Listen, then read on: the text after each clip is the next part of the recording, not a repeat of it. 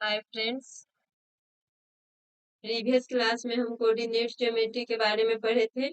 आज इस क्लास में next chapter 4 linear equation in two variable के बारे में पढ़ेंगे। अभी तक जो भी हम पढ़ते आए थे वो क्या था, linear equation in one variable.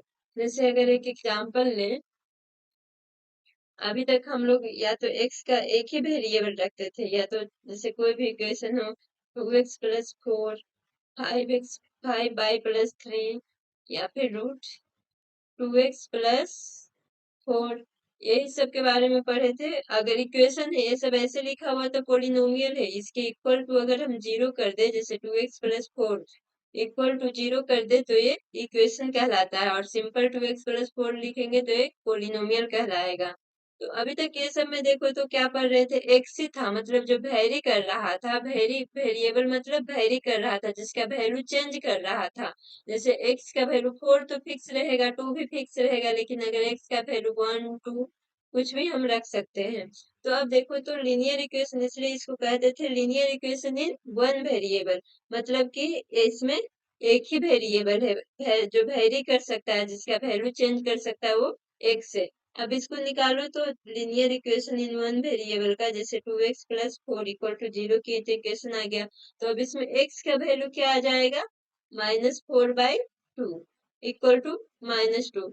अब देखो तो इस इक्वेशन को सेटिस्फाई करने के लिए, 2x+4 को सेटिस्फाई करने के लिए x का वैल्यू कितना आएगा, -4। सेटिस्फाई करने का कहने का मतलब क्या हुआ कि 2x+4, अब इसमें x का क्या वैल्यू लिखें जो इक्वल टू जीरो आए, तो 2 × -2 + 4। अब इसको कम कैलकुलेट करें तो -4 + 4 इक्वल टू जीरो, मतलब कि इस इक्वेशन में x का एक ही वैल्यू ऐसा आएगा जिसके लिए इक्वेशन को सेटिस्फाई करेगा। ऐसे भी देख लो, यहाँ से x का एक ही वैल्यू निकल रहा है। तो अभी तक जो भी हम पढ़ रहे थे लीनियर इक्वेशन में वन वेरिएबल, उसमें वेरिएबल का एक ही वैल्यू आता था। आज हम पढ़ेंगे linear equation in two variable. ये सब कौन सा है, ये सब एग्जाम्पल है लीनियर इक्वेशन वन वेरिएबल। हाँ, ये सब में एक ही वेरी कर रहा था। लीनियर इक्वेशन क्यों बोलेंगे, क्योंकि ये सब में जो एक्स है वेरिएबल का जो है, सबका पावर क्या है, वन है। तो वन हो जाएगा, जैसे ही पावर वन होगा उसको हम लोग बोलेंगे लीनियर इक्वेशन। और एक वेरिएबल रहेगा तो linear equation with one variable, अगर टू वेरिएबल रहेगा तो linear equation in two variable. अब आगे हम क्या देखेंगे, लीनियर इक्वेशन, इस चैप्टर को पढ़ेंगे linear equation in two variable.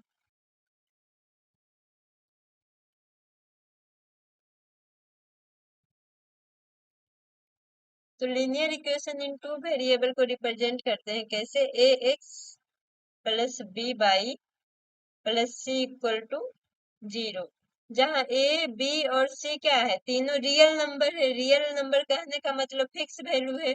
अब रियल नंबर में कौन कौन सा नंबर आता था, रेशनल भी आता था और इरेशनल नंबर भी आता था। मतलब कि रेशनल भी हो सकता है और इरेशनल भी हो सकता है। तो ए बी सी क्या है, रियल नंबर है, और ए और बी नोट, दोनों को एक साथ जीरो नहीं होना चाहिए। जब जीरो हो जाएगा तो बचेगा क्या, सिर्फ सी। जहाँ सी क्या है, सी को हम लोग बोलेंगे कांस्टेंट, मतलब सी कांस्टेंट टर्म है। कांस्टेंट टर्म जो भी, ए बी भी क्या है, ए बी भी कांस्टेंट टर्म होगा। वैरी कौन कर रहा है, तो वैरी कर रहा है एक्स, और वैरी करेगा एक्स और वाई। मतलब कि ये अब देखो इस इक्वेशन में, इक्वेशन कहने का मतलब उसके इक्वल टू में कुछ रहना चाहिए। तो यहाँ पे क्या आ गया, a x plus b y plus c equal to zero. अब इस इक्वेशन में देखे तो वेरिएबल कौन सा टर्म आ गया, एक एक्स भी वेरी कर रहा है और एक वाई भी वेरी कर रहा है, मतलब कि दो वेरिएबल है। अब एक इसका एग्जांपल लेकर के देखते हैं, एक बार इसका देख लेते हैं क्या लिखा हुआ है। Equation of the form a x plus b y plus c equal to zero, मतलब जो इस फॉर्म का रहेगा उसको, जहाँ पे ए बी सी और रियल नंबर रहना चाहिए, और इस तरह से रियल नंबर रहना चाहिए कि ए और बी नोट बोथ जीरो, मतलब ए और बी को एक साथ जीरो नहीं होना चाहिए। तो उसको हम लोग क्या कहेंगे, linear equation in two variable. अब दूसरा प्रॉपर्टी जिसका क्या है, linear equation in two variable has infinitely many solution, मतलब कि लीनियर इक्वेशन का जो दो वेरिएबल का लीनियर इक्वेशन आएगा, इसमें बहुत सारे सॉल्यूशन आ सकते हैं। जैसे देखो वन वेरिएबल में हम देखे थे तो वन वेरिएबल में क्या आ रहा था, ओनली वन सॉल्यूशन आ रहा था। इसमें क्या आ रहा था, ओनली वन सॉल्यूशन। लेकिन अगर टू वेरिएबल में देखेंगे तो इसमें इनफाइनाइटली मेनी सॉल्यूशन आएगा। अब इसका एग्जांपल देख लेते हैं, linear equation in two variable का एग्जांपल। जैसे एग्जांपल में अब क्या लिख सकते हैं, x plus y plus 4 equal to 0। ये आ जाएगा 2x plus y equal to 6, या फिर √2x plus y equal to 3, या फिर इसी को हम क्या लिख सकते हैं, तो यहाँ पे ax अगर कोई में पूछेगा इसको हम क्या लिख सकते हैं, जैसे 2x प्लस वाई प्लस 6 आया तो 2x प्लस वाई और इस 6 को इधर ले आए तो -6 इक्वल टू 0। मतलब इसमें अगर इस इक्वेशन से कंपेयर करें तो यहाँ पे a का वैल्यू कितना है, 2 है, b का वैल्यू कितना है, 1, और c का वैल्यू जो है -6 है। मतलब कि अगर a b c दिया रहेगा तो भी हम क्या कर सकते हैं, जैसे कोई वैल्यू दिया रहेगा, a का वैल्यू 2 है, बी का वैल्यू -3 है, सी का वैल्यू 3 है, तो अगर इससे कहेगा क्वेश्चन में आएगा कि इससे एक लीनियर इक्वेशन बनाना है, तो लीनियर इक्वेशन बनाने के लिए टू वेरिएबल में बनाना है, तो लीनियर इक्वेशन टू वेरिएबल बनाने के लिए क्या करते हैं, ax plus b by plus c equal to 0।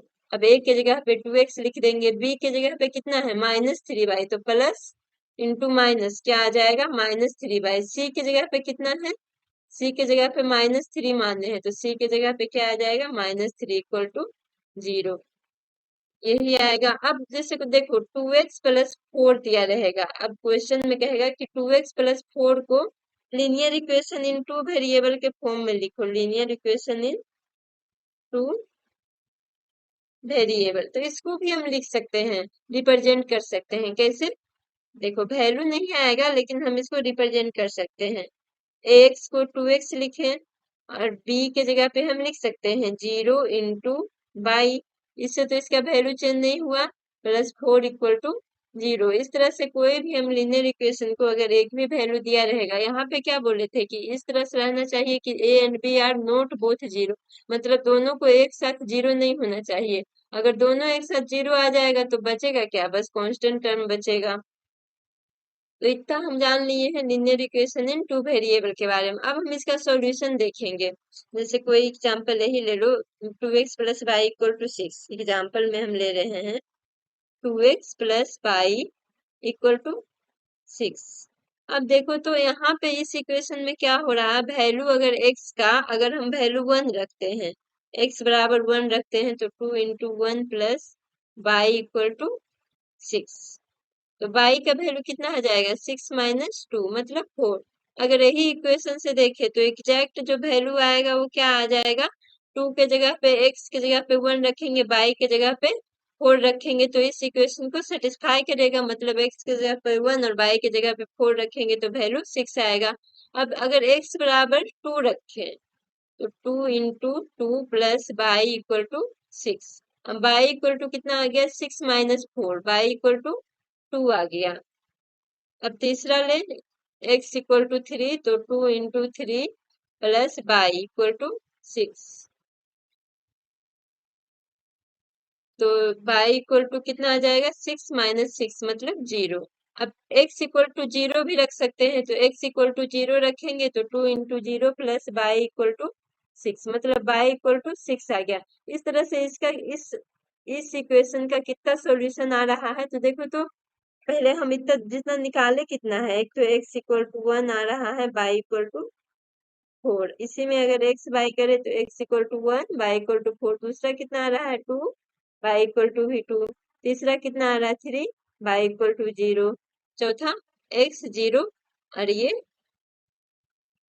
6, मतलब कि ये कितना कितना आ रहा है, 1 रख रहे हैं तो 4, 2 रख रहे हैं तो 2 आ रहा है, 3 रख रहे हैं तो 0। इस तरह से देखो तो अगर x का वैल्यू हम इस एग्जांपल में अगर x का वैल्यू हम चेंज करेंगे तो y का वैल्यू भी ऑटोमेटिक चेंज होते जाएगा, मतलब इस तरह से इस इक्वेशन का इनफाइनाइट सॉल्यूशन हो सकता है। तो इस तरह से कोई भी linear equation in two variable का सॉल्यूशन इनफाइनाइट होता है, सॉल्यूशन देगा। अब इसमें एक क्वेश्चन देख रहे हैं, क्वेश्चन क्या कह रहा है, the cost of a notebook is twice the cost of pen, इसको हम बना लेते हैं कि कैसे क्वेश्चन बनेगा।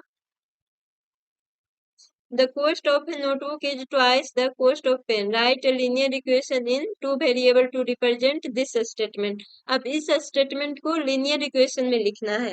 तो सबसे पहले हम क्या मान लेंगे कि कॉस्ट ऑफ नोटबुक, हम टू वेरिएबल लेना है तो एक को हम x मानेंगे, दूसरा को y मानेंगे। अब कॉस्ट ऑफ नोटबुक क्या आ जाएगा, कॉस्ट ऑफ नोटबुक हो जाएगा, अगर x मानते हैं तो कॉस्ट ऑफ पेन हो जाएगा y। अब देखो तो क्या कह रहा है कि द कॉस्ट ऑफ नोटबुक, जो कॉस्ट ऑफ नोटबुक का है मतलब जो एक्स है वो कितना है, इज ट्वाइस मतलब इक्वल टू कितना है, पेन का जो प्राइस है उसका ट्वाइस है, मतलब एक्स इक्वल टू 2 बाई। तो अब इसी को लीनियर इक्वेशन में कैसे लिखेंगे, एक्स इधर है तो -2 बाई इक्वल टू 0, तो यही आ जाएगा आंसर। अब ये इसी तरह से क्वेश्चन आ जाएगा क्या कि इनफाइनाइट, जैसे कोई क्वेश्चन दे देगा कि बाई, एग्जाम्पल के लिए क्वेश्चन देगा कि 2x + 3y इक्वल टू 10। अब यहाँ पे कहेगा कि x और y का वैल्यू अलग अलग निकाले, x का वैल्यू का 4 solution find, 4 solution of linear equation, 4 solution. तो 4 सॉल्यूशन कैसे निकालेंगे, हम क्या करेंगे बारी बारी से एक्स और वाई का अलग अलग वैल्यू मान लेंगे। तो अगर एक्स का वैल्यू 0 रख रहे हैं तो इस इक्वेशन से देखेंगे वाई का वैल्यू कितना आ जाएगा, देखो तो 3y equal to 10, y equal to 10/3। अगर x का वैल्यू 1 रख लेंगे तो y का वैल्यू कितना आ जाएगा, 2 × 1 + 3 × y इक्वल टू 10। अब 3y इक्वल टू 10 में से 2 जाएगा 8, मतलब y इक्वल टू 8/3। अब y का वैल्यू भी हम 0 रख सकते हैं, उल्टा भी कर सकते हैं, y का वैल्यू अगर 0 रख लेंगे तो 2x + 3 × 0 बराबर 10। तो x इक्वल टू कितना आ जाएगा, ये तो 0 हो जाएगा, 2 और 5 से 10 बार में कटेगा। अब y का वैल्यू अगर 1 रखें तो 2x + 3 × 1 इक्वल टू 10। तो 2x इक्वल टू कितना आ जाएगा 7, मतलब x इक्वल टू 7/2। मतलब इस इक्वेशन का कितना सॉल्यूशन आया, देखो तो 4 सॉल्यूशन निकल गया, और इस इक्वेशन का और भी सॉल्यूशन हो सकता है। एक्स और बाई, अगर एक्स का वैल्यू 0 रखे हैं तो बाई 10/3 आया है, एक्स का वैल्यू 1 रखे हैं तो बाई 8/3 आया है, अगर बाई का वैल्यू 0 रखे हैं तो एक्स 5 आया है, बाई का वैल्यू 1 रखे हैं तो एक्स 7/2 आया। मतलब इस तरह से एक्स और बाई का ये वैल्यू रखेंगे इस इक्वेशन में तो इक्वल टू क्या आ जाएगा, अगर इस इक्वेशन में देखेंगे 2x + 3y इक्वल टू 10, मतलब x और y का वैल्यू रखेंगे तो ये 10 के इक्वल आएगा। यहाँ तक तो सबको समझ में आ गया हो। एक क्वेश्चन और आता है कि find the value of k if x equal to 2 y equal to 1 is a solution of the equation. मतलब क्या है कि कह रहा है कि x और y का वैल्यू दिया हुआ और इक्वेशन क्या दिया हुआ, जिसको सबसे पहले इक्वेशन लिख लेते हैं 2x + 3y equal to k। अब कह रहा है कि x का वैल्यू k है, x का वैल्यू 2 और y का वैल्यू 1 है, और ये इस इक्वेशन का सॉल्यूशन है, तो k का वैल्यू निकालेंगे। मतलब कि अगर ये 2 x की जगह पे 2 रखेंगे, y की जगह पे 1 रखेंगे तो जो वैल्यू आएगा k के इक्वल होगा, तभी तो इस इक्वेशन का सॉल्यूशन होगा। जैसे इस क्वेश्चन में देखे थे कि अगर x की जगह 0 रख रहे थे, y की जगह 10/3 रख रहे थे, तभी जो आ रहा था वैल्यू वो इस इक्वेशन के इक्वल के अगर इक्वल 10 था तो x की जगह पे 0, y की जगह पे 10/3 रखने पे, मतलब इस इक्वेशन में x और y का वैल्यू रखने पे इक्वल टू जितना था उतना वैल्यू आ रहा था, तभी तो ये मेरा सॉल्यूशन x और y जो हो रहा था उसका इस इक्वेशन का सॉल्यूशन दे रहा था। तो यहाँ पे वैल्यू ही दिया हुआ है, इसमें क्या था वैल्यू निकालना था जिसके लिए सॉल्यूशन हो, और यहाँ पे वैल्यू दे करके कह रहा है कि ये दोनों जो है इस इक्वेशन का सॉल्यूशन है, तो k का वैल्यू निकालना है। मतलब कि अगर इस इक्वेशन में अगर 2x की जगह पे 2 पुट करें और 3 की जगह पे 1 पुट करें तो वैल्यू कितना के इक्वल आना चाहिए, k के इक्वल आना चाहिए। तो 4 + 3 इक्वल टू k, मतलब k इक्वल टू 7 आ गया, तो यही k का वैल्यू आ जाएगा। अब एक तरह से और क्वेश्चन पूछता है, जैसे एग्जाम्पल दे देगा x - 2y इक्वल टू 4। अब कहेगा कि चेक करना है, चेक करना क्या है, √2 और 2√2,